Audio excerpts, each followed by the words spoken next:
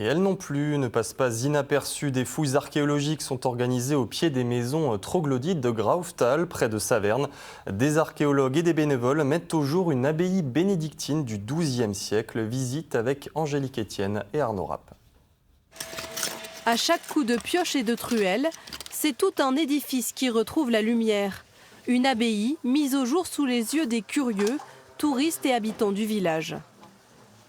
Quand on sait que seule une partie était à découvert il y a encore 2 ans et qu'on voit tout ce travail réalisé, c'est assez énorme. Les ruines, elles sont assez insolites.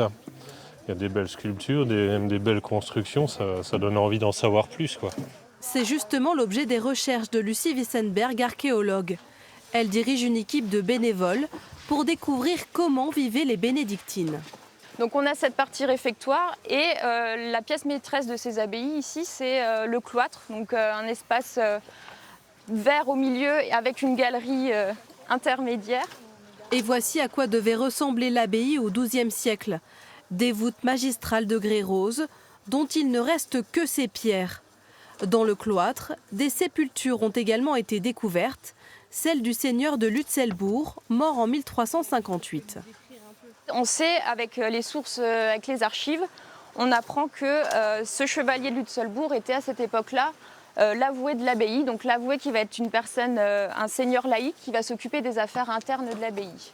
À quelques mètres, il y a aussi 7 tombes, plus simples, révélées la veille par cette bénévole. Là, c'est la première fois qu'on la voit entièrement découverte. Toute la terre qu'on enlève au-dessus, c'est du remblai, donc c'est de la terre qui a été rajoutée par après. Donc là, ça veut dire qu'on arrive vraiment sur un niveau auquel les moniales ont vécu.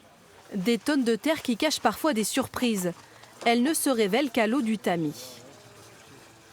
Nous trouvons beaucoup de petits objets, comme des monnaies, des morceaux d'enduit peintre, des décorations. Tous ces objets vont être répertoriés et seront étudiés par la suite par l'archéologue, car l'objectif pour les chercheurs, c'est de faire de cette abbaye un lieu de visite témoignant de l'histoire religieuse en Alsace.